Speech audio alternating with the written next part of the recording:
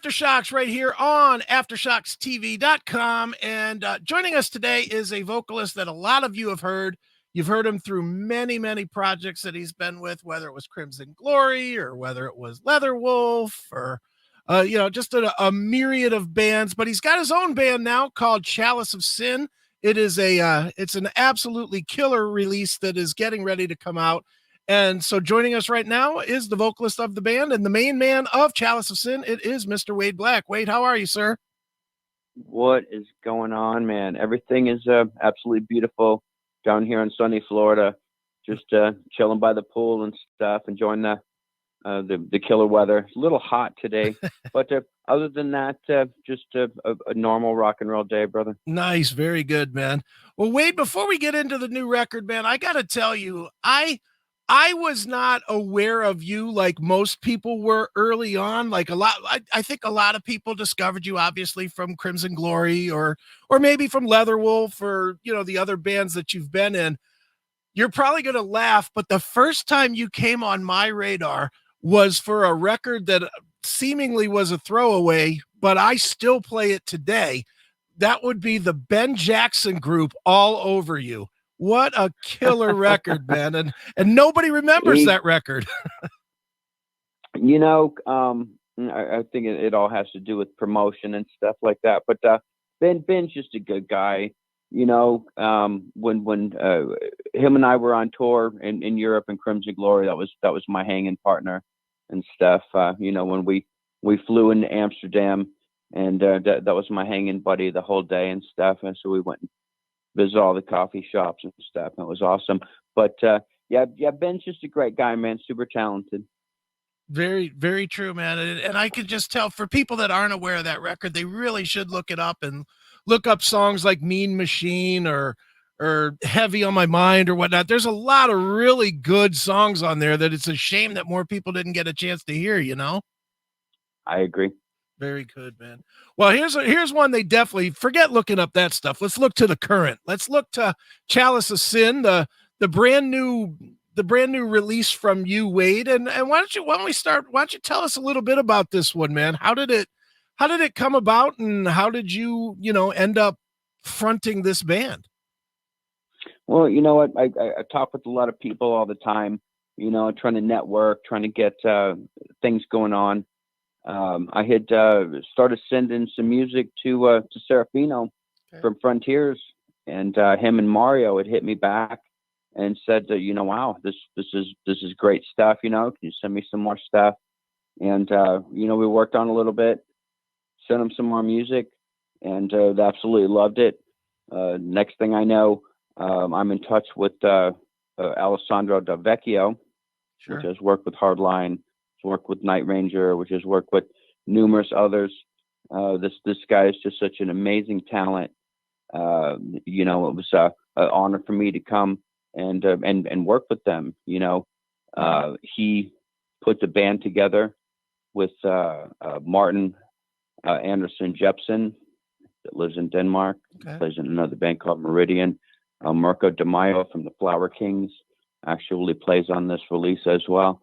The record is just absolutely killer, to the whole thing from beginning to end. We've got 11 songs of just great stuff. So sure. Now what were you looking for at the time? Were you looking for just a place to put out some songs that you were working on, or were you actually looking to have the guys at Frontiers help you put together a band, that would become, kind of a more permanent thing? That's pretty much it.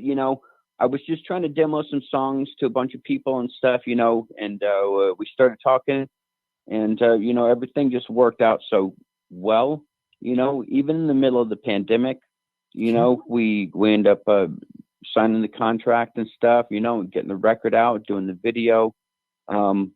Frontier Records very gracious, as far as how they run their entire function. I mean, it's just a true visionary label. This is a heavy record, and when they hear that it comes out on Frontiers, they're like, wow, So It's just an honor to be in, the attendance of such greatness. No, you're right, man. It's great that you have such a powerful, probably the most powerful label for this kind of music at this current time, working with you. Now, I do have to ask you. You mentioned Alessandro Del Vecchio, and this guy, I think he writes songs in his sleep. I mean, every release I get now seems like he's either playing on or he's writing for. This guy is an absolute machine, man. And everything he writes is good. He is. I think it's just a passion. It's just like myself. I've been doing music for the last 30 years. I've sang since I was 5 years old. It's just something that we love. We love to move forward. We want to create. We want to make a statement. We want to do the next best piece of music that we can possibly work on. This is what we are. It's just not a hobby. This is a lifestyle for us.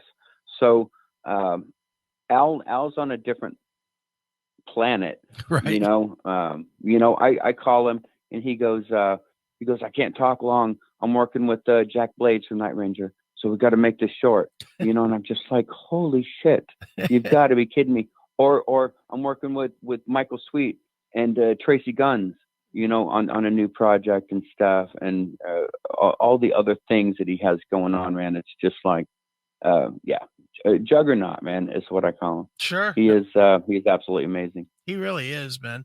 So how did it work as far as putting the songs together? Because like you were saying, you had some music that you had put together. Does he come in and kind of polish off the rough edges, or does he submit to you more music and then you come up with lyrics over top of it, or how did that all work?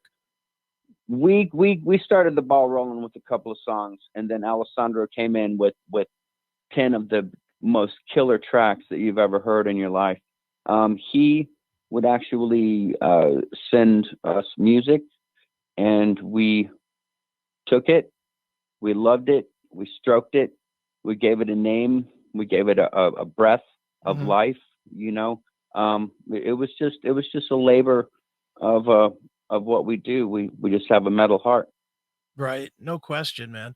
Now for you, once you started hearing the demos that ended up becoming the final product of the record, were there any songs for you that stuck out that you were like, oh yeah, that's exactly what I was going for? I really like Ashes of the Black Rose. Okay. Is an absolutely amazing song. Once the demo parts, like you said, were done, we started listening back to these songs and we're like, man, we really have something that is special, super special, that you don't get. You can throw the best musicians in the world together.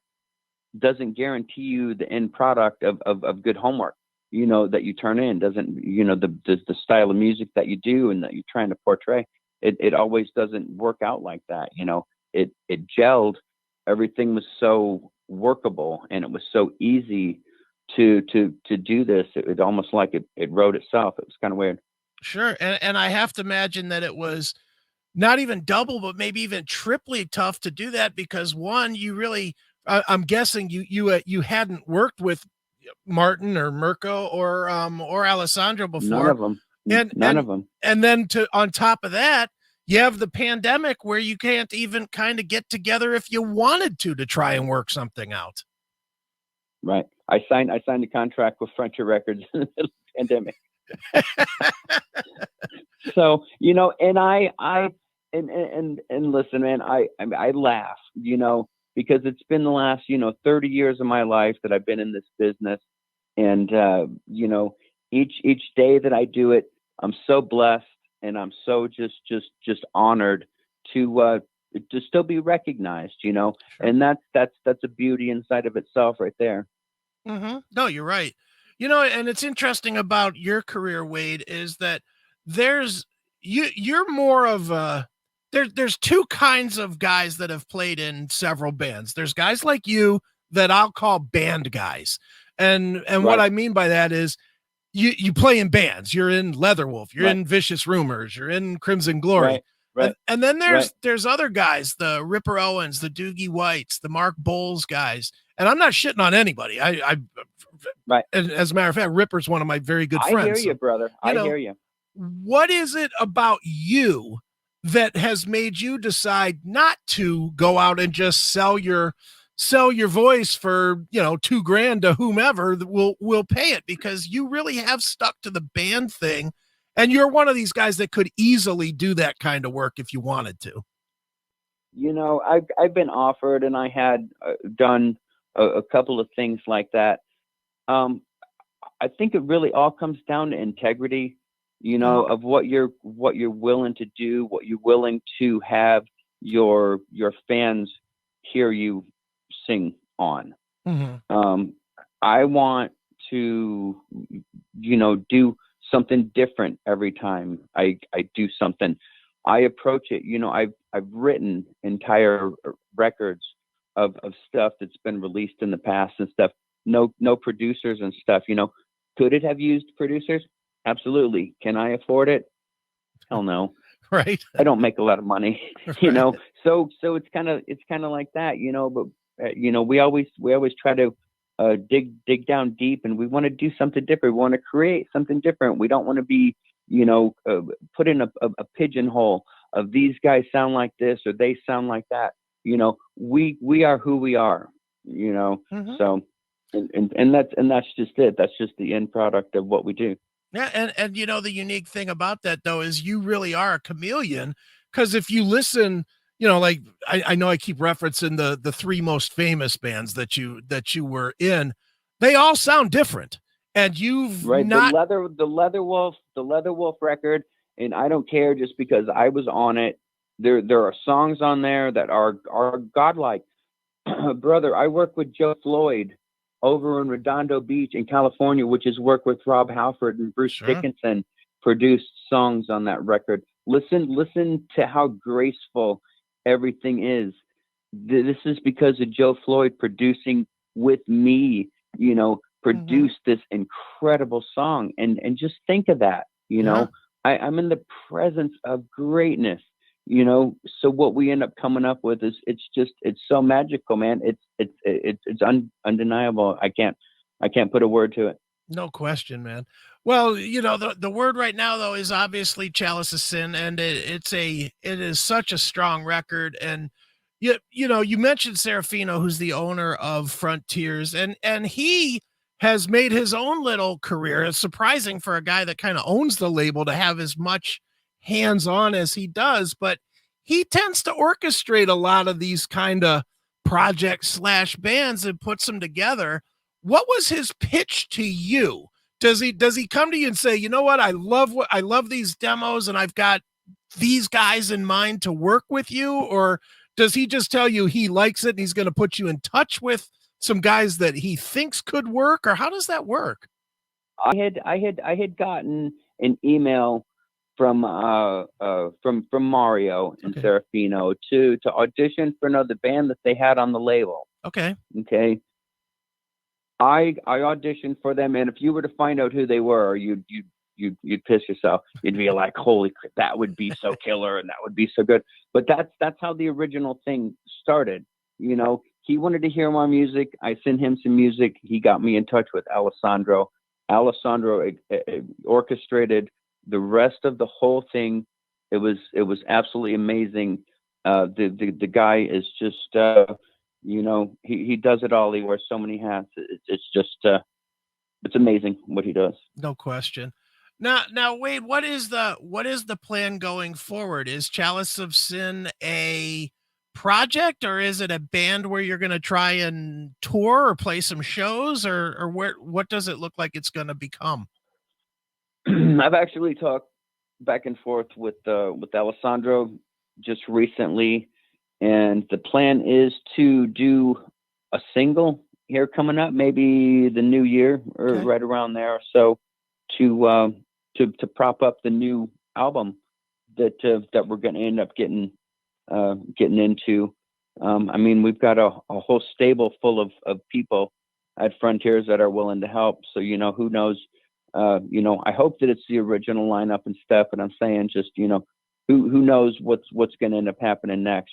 I'm also involved with the Vivaldi Metal Project, Right. which is coming out, which has Mike Portnoy and numerous other people on there.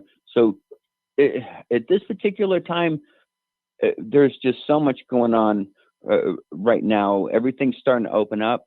Right. I've just been confirmed. I'll be singing at the Alcatraz Festival here in Belgium, coming up here in August in 2 weeks.